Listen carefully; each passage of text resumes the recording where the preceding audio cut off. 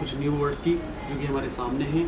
जैसे कि मैंने लास्ट टाइम आपको कुछ वर्ड्स के अलग अलग डिफरेंसेस बताए थे। कुछ डिफरेंसेस होते हैं ऐसे कि हिंदी में वो एक जैसे ही लगते हैं या होते हैं, बट इंग्लिश की सेंस की बात करें तो वो इंग्लिश में अलग होती है। तो आज हम बात करने वाले हैं कुछ इस तरह के वर्ड्स की। पहला वर्ड है हमारा किल एंड मर्डर और दूसरा वर्ड है हमारा फील एंड रियलाइज।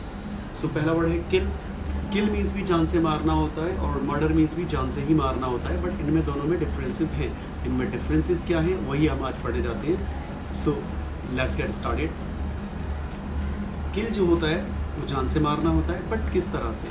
अगर आपका कोई इरादा नहीं है, आप जानबूझकर नहीं मार रहे हैं, आपका कोई इंटेंशन नहीं है, इंटेंशनली आप किसी को नहीं मारते हैं, लेकिन आपसे धोखे से कोई मर जाता है। फॉर एग्जांपल कि आप किसी थर्ड फ्लोर पर रहते हैं और आपकी कॉलोनी में कुछ बच्चे रहते हैं, वो आपको परेशान करते हैं। तो आपने क्या किया, एक बच्चे को कुछ सिखाने के लिए थर्ड फ्लोर पर आप उसको डरा रहे थे। वो थर्ड फ्लोर पर रहता था, आप भी रहते थे।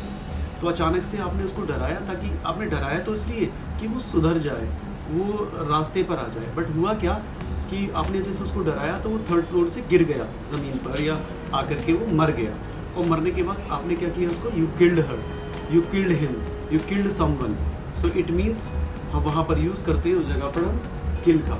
और जब भी कभी हम बात करते हैं मर्डर, मर्डर होता है फॉर एग्जांपल कि इंटेंशनली हम किसी को मारना चाहते हैं। मान लीजिएगा कि आप रात के 12 बजे कोई निकलने वाला है, आपका दुश्मन, कोई आपका दुश्मन है और वो रात को 12 बजे निकल रहा है, तो आप पूरी प्लानिंग कर रहे हैं उसकी कि मैं यहाँ खड़ा हूँगा, कुछ मेरे साथ लोग होंगे, मेरे पास ऐसे वेपन होगा, ये होगा, वो होगा, और मैं इस तरह से पूरी प्लानिंग से आप उसको मारना चाहते हैं। It means you want to murder him.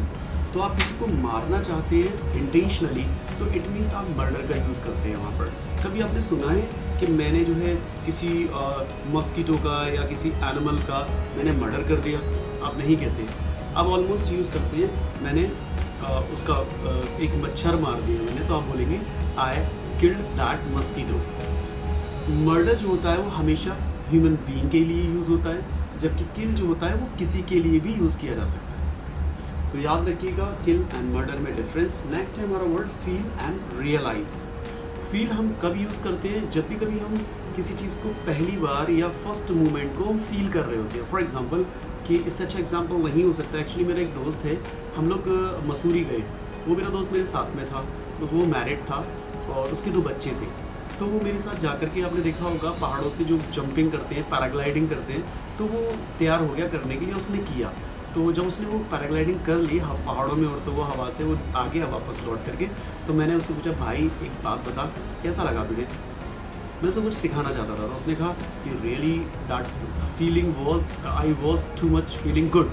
मैं बहुत अच्छा महसूस कर रहा था वहाँ पर, और that experience was awesome, really I felt too much good. मुझे बता रहा था। मैंने कहा भाई तुझे फील हुआ, बड़ा अच्छा हुआ, मुझे अच्छा लगा कि तूने एक वंडरफुल, एक ब्यूटीफुल मोमेंट को फील किया, बट तुझे याद है तेरे छोटे छोटे 2 बच्चे हैं? तो उसने कहा सो व्हाट। तो मैंने उससे कहा कि भाई याद कर कि अगर वो बच्चे धोखे से अगर तूने एक्टिविटी की, गॉड फॉरबिड, भगवान ना करे, अल्लाह ना करे कि तेरे साथ कुछ मिसहैपनिंग हो जाती, तू मर जाता, तो उन बच्चों को कौन पालता? तो उसने कहा हाँ यार बात तो तू सही कह रहा है। It means he realise that thing because he made a blunder. उसने गलती की, बड़ी गलती की, तो वो रियलाइज़ कराया मैंने उसको कि भाई तूने जो फील किया दैट्स ग्रेट, बट रियलाइज़ कर अपनी गलती को कि तूने ना कुछ गलती की है। तो कहता हाँ यार मुझे रियलाइज़ हुआ। तो उसने थोड़ी देर सोचा और कहा really I realise that thing, I should not have done this activity, so you should have not also that activity. अगर आपने कभी की है इस तरह की, तो you should have done this activity.